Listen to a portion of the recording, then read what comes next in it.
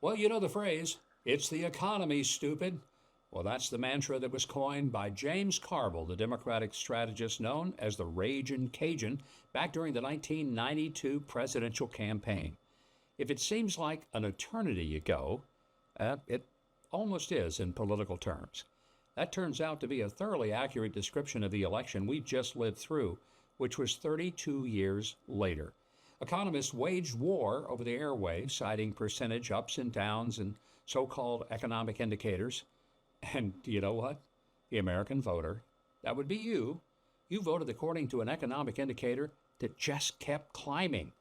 That is what you were paying when you checked out at the grocery store or when you filled up your car with gas. Then you took to the ballot box. And you didn't just say it, you pretty well screamed it. Well, tonight we have with us an economist who talks English. He's got a talent for making economics actually understandable.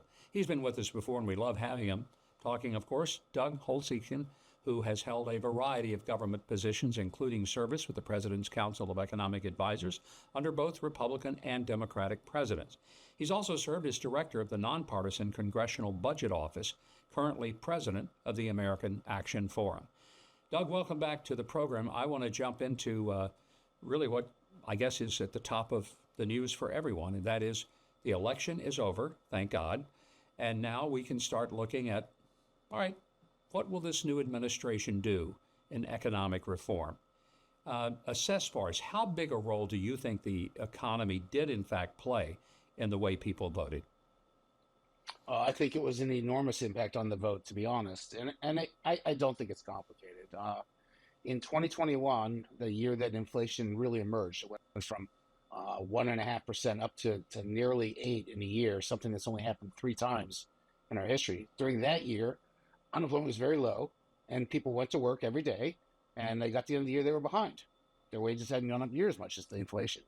And then they repeated that in 2022. They went to work every day, and they came home, and they were behind.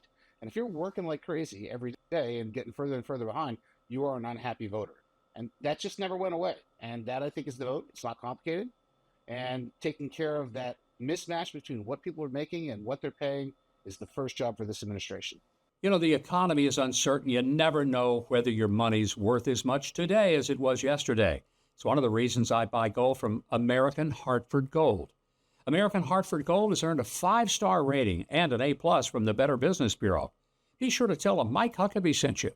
They'll give you up to $15,000 of free silver on your first qualifying order. Call 844-417-1010 or text Mike to 998899. You'll be glad you did business with American Hartford Gold. Doug, there was a real, I think, campaign of, I'll call it misinformation. Biden administration kept saying, well, you know, inflation wasn't really high under us. It was higher under Donald Trump. Everybody knew that wasn't true. I mean, you didn't have to be an economist to understand that you could afford your groceries and your gasoline when Trump was president. Biden comes in and you can't. But the question is, what happened? Why did it change so dramatically and so rapidly? How much of it was due to the spending program of the Inflation Reduction Act, which did anything but reduce inflation? Well, I think there are 3 things that caused the inflation. Number one, everyone knew about the pandemic, and there's a real truth to the notion that getting things across oceans and over the rails and on trucks got more expensive. That's a fact. Second thing is the Federal Reserve's policies, which worked so well in 2020 and saved us from a financial crisis, backfired in 2021 and caused a lot of the inflation. And the third is the one you mentioned, the Inflation Reduction Act, which is just a huge policy error. There was no reason for more stimulus. The economy was growing at an over 6% rate. There was no reason to toss it willy-nilly without any good design, and it really was a poorly designed program. And the result was inflation, and that was predictable. I'm not the only person who said so at the time. Prominent Democrats like Larry Summers were saying, please don't do this, Mr. President, and they did. And the result of it was inflation that almost became a point of 20% increases in things like groceries, doubling the cost of a home because of increased interest rates as well as building materials. I mean, it just priced a lot of people right off their own share and really caused some problems. But I worry, Doug, that the Democrats didn't learn a heck of a lot out of this election. They still seem to be saying it's the voters' fault. The voters are stupid. They're morons for not electing Kamala Harris over Donald Trump. Do any of them get the message?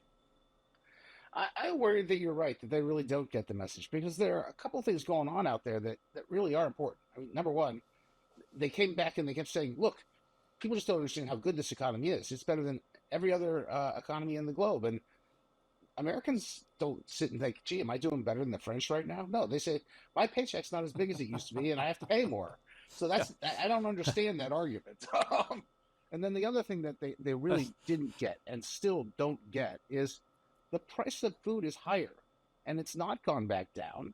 And it may not be rising as fast as it used to, but it's still higher. And every time you go, you're suffering the overhang from what happened a couple of years ago, and it doesn't make you any happier. And so they need to learn that these policy mistakes have lasting consequences. Lasting consequences for the voters. They're still feeling it, and as a result for them. And Doug, the formula for changing this, according to Kamala Harris, was to go after, as she called them, the price gougers. In other words, let's turn the government loose on private sector businesses who are struggling to stay afloat.